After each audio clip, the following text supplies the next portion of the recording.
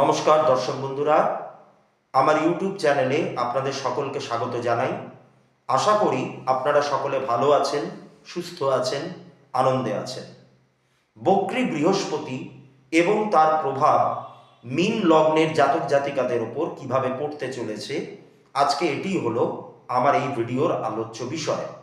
আমি এর আগেও বলেছি বা আপনারাও জানেন যে বৃহস্পতি বক্রী হয়েছেন 9 অক্টোবর 2024 এবং 2025-এর 4 ফেব্রুয়ারি পর্যন্ত তিনি কিন্তু এই বক্রী অবস্থাতেই থাকবেন। তারপর তিনি মার্গী হবেন বা ডাইরেক্ট হবেন।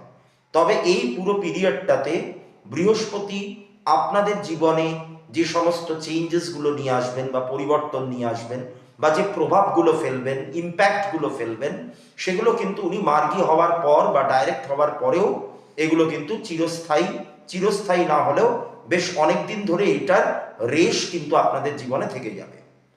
এবার আলোচনা শুরু করার আগে আমাদেরকে প্রথমে মীন লগ্নটাকে একটুখানি বুঝে নিতে হবে। মীন লগ্ন, এই লগ্নের যে প্রতীক চিহ্নটা আমরা দেখতে পাই বা এই ভাবের যে প্রতীক চিহ্নটা আমরা দেখতে পাই, তা হলো দুটি মাছ একে অপরের বিপরীতে অবস্থান করছে। এবার মাছ মানে সে হলো একটি জলচর প্রাণী। এবার এই তত্ত্ব মানে এই ভাবের যে তত্ত্ব, মীন যে লগ্ন, এটা তত্ত্বও কিন্তু হচ্ছে জল, অর্থাৎ মাছ কিন্তু গভীর জলে থাকে। এবার গভীর জলে থাকা মানে এখানে এই জলের দ্বারা কি নির্দেশ করা হচ্ছে যে এই জাতক জাতিকাদের মধ্যে, এই লগ্নের জাতক জাতিকাদের মধ্যে গভীর জ্ঞান রয়েছে। এবার কালপুরুষ ছক অনুযায়ী মীন রাশির যে ঘরটা সেটা কিন্তু দ্বাদশ ভাব। এবার দ্বাদশ ভাব থেকে আমরা মোক্ষ লাভ বা মোক্ষ প্রাপ্তি এই ব্যাপারটাকে নির্দেশ করি বা এই ব্যাপারটাকে বিচার করি। এবার মোক্ষ প্রাপ্তি বলতেই আপনাদের প্রত্যেকের মনে যে ছবিটা ফুটে উঠবে বা যে ধারণাটা তৈরি হবে, তা হলো দেহ রাখবার পর আমাদের যে আত্মা, সেটা যখন দেহ থেকে নির্গত হচ্ছে, এই জড় দেহ থেকে বেরোচ্ছে, বেরিয়ে সে যখন পরমাত্মার সাথে বিলীন হয়ে যাচ্ছে এবং তার আর কোনো পুনর্জন্ম লাভ হচ্ছে না, তখনই সে মুক্তি লাভ করলো বা মোক্ষ লাভ করলো। কিন্তু ব্যাপারটা তলিয়ে দেখতে গেলে এতটাও কিন্তু সিম্পল নয়। এই যে 12 নম্বর ঘর, এখানে আমরা দুটো মাছকে দেখতে পাচ্ছি। দুটো মাছ মানে সে গভীর জলের প্রাণী, এবং এখানে মোক্ষ লাভ বা মুক্তি লাভ এই ব্যাপারটাকে আমরা জুড়ে ফেলছি। কেন জুড়ছি? দেখুন, আমাদের পুরাণকালে যে মুনি ঋষিরা যারা জ্যোতিষশাস্ত্রটাকে আবিষ্কার করেছিলেন, তারা কিন্তু প্রত্যেক কটা কাজ ভাবনা চিন্তা করে করেছেন এবং তাদের প্রত্যেক কটা কাজের পিছনে একটা গভীর লজিক, একটা গভীর যুক্তি কাজ করছে, যেটাকে তলিয়ে দেখতে গেলে বা যেইগুলোর রহস্য যদি আমরা উন্মোচন একবার করতে পারি, তাহলে কিন্তু আমাদের স্তম্ভিত হয়ে যাওয়া বা বিস্মিত হয়ে যাওয়া ছাড়া আর কোনো উপায় থাকে না। দেখুন, গভীর জ্ঞান যখনই আমরা লাভ করব, মাছ হচ্ছে গভীর জলের প্রাণী, তা এখানে দুটো মাছ এবং এই তত্ত্বটাও জল, তা এই যে গভীর জলে থাকা একটি প্রাণীকে দিয়ে এটার প্রতীক চিহ্ন করা হচ্ছে, তার মানে এখান থেকে কিন্তু আমরা গভীর জ্ঞানকেও নির্দেশ করছি। তা গভীর জ্ঞান যখন আমরা একবার প্রাপ্ত হয়ে যাচ্ছি যে কোনো ক্ষেত্রে, তখন কিন্তু আমাদের মধ্যে থেকে রাগ, হিংসা, ঘৃণা, বিদ্বেষ, পরশ্রী কাতরতা এগুলো কিন্তু ধীরে ধীরে চলে যাচ্ছে। তার মানে এই যে নেতিবাচক যে আবেগগুলো বা নেতিবাচক যে সমস্ত চিন্তা ভাবনাগুলো, নেগেটিভ চিন্তা ভাবনা, এইগুলো যখন আমাদের ভেতর থেকে চলে যাচ্ছে, তার মানে এইগুলোর হাত থেকেও কিন্তু আমরা মুক্তি পাচ্ছি। দেখতে গেলে এটাও এক ধরনের মুক্তি লাভ বা মোক্ষ লাভ। আবার দেখবেন, এই ঘর থেকেই কিন্তু আমরা ত্যাগ জিনিসটাকে বিচার করি। ত্যাগের ঘরও কিন্তু 12 নম্বর ঘর, 12th হাউস হচ্ছে ত্যাগের ঘর। তো এইগুলোকে বর্জন করা, এইগুলোকে ত্যাগ করা, এটাও কিন্তু এক ধরনের মুক্তি লাভই বটে। তো তাই জন্য এখানে এত কিছু ব্যাপার ঘটছে। দুটো মাছকে আমরা পাচ্ছি, গভীর জলকে পাচ্ছি, গভীর জলের সাথে সাথে চলে আসছে গভীর জ্ঞান। গভীর জ্ঞান যখন আমরা লাভ করে ফেলছি, জ্ঞান মানে এখানে বিভিন্ন রকমের, শুধুমাত্র কয়েকটা বই পড়ে নেওয়াকেই কিন্তু এখানে জ্ঞান বলা হচ্ছে না। জ্ঞান আর শিক্ষা দুটো কিন্তু আলাদা জিনিস, ঠিক আছে? জ্ঞান হচ্ছে অভিজ্ঞতার সাথে সাথে আসে, শিক্ষার একটা নির্যাস হচ্ছে জ্ঞান। তো যাই হোক, এইবার যখনই আমরা জ্ঞান লাভ করে ফেলছি, গভীর জ্ঞান যখন আমরা লাভ করে ফেলছি, তখন এই সমস্ত রাগ, হিংসা, ঘৃণা, শত্রুতা, বিদ্বেষ, পরশ্রীকাতরতা, এই তুচ্ছ ব্যাপারগুলো আমাদের মধ্যে থেকে চলে যাচ্ছে।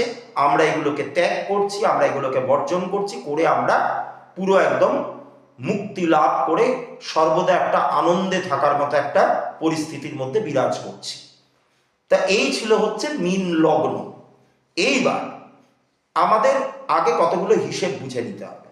লগ্নের অধিপতি তিনি নিজেই হচ্ছেন বৃহস্পতি, কেমন?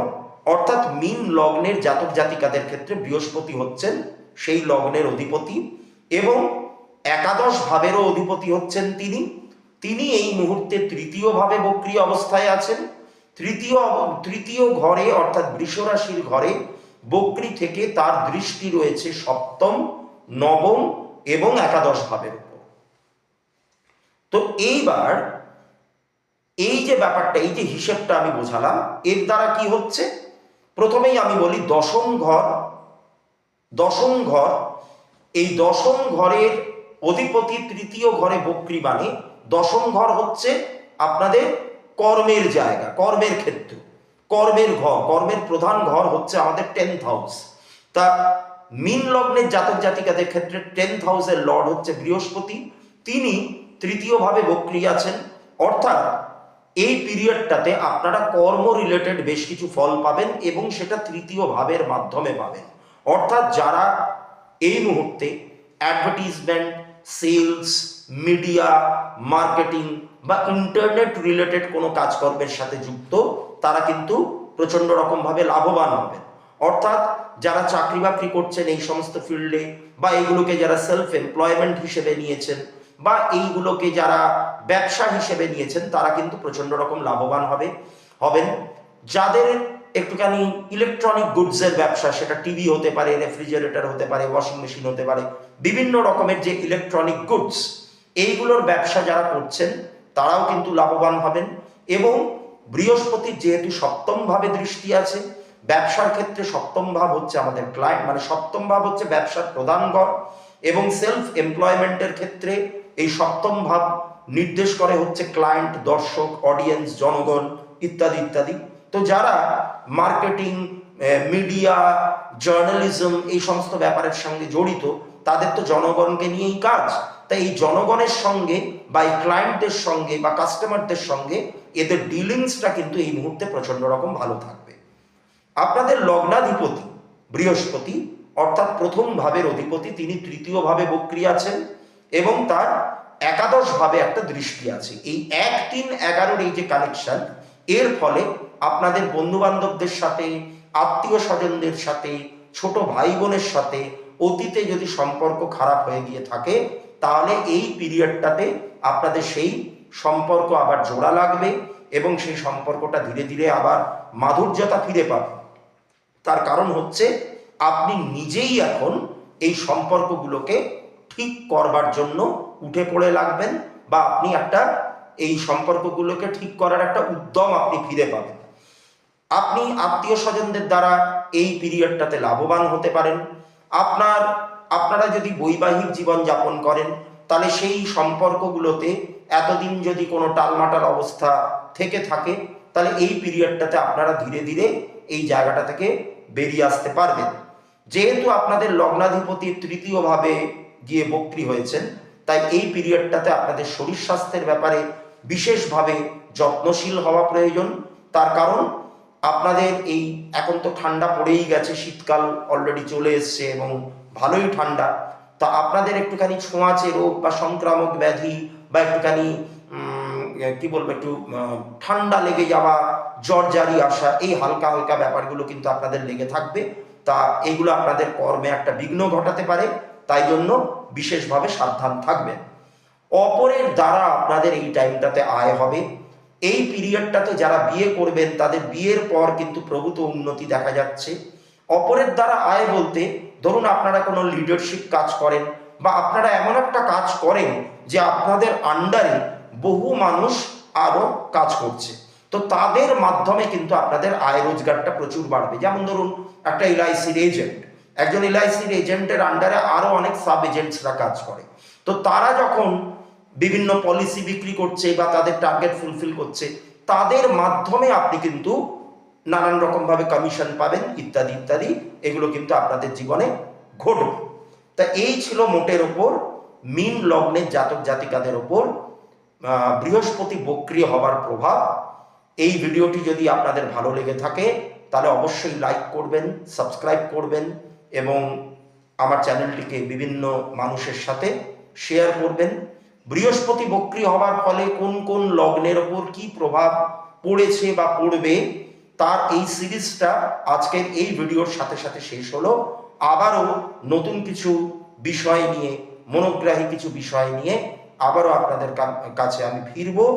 আপনারা প্রত্যেকে ভালো থাকবেন, সুস্থ থাকবেন, আনন্দে থাকবেন। নমস্কার।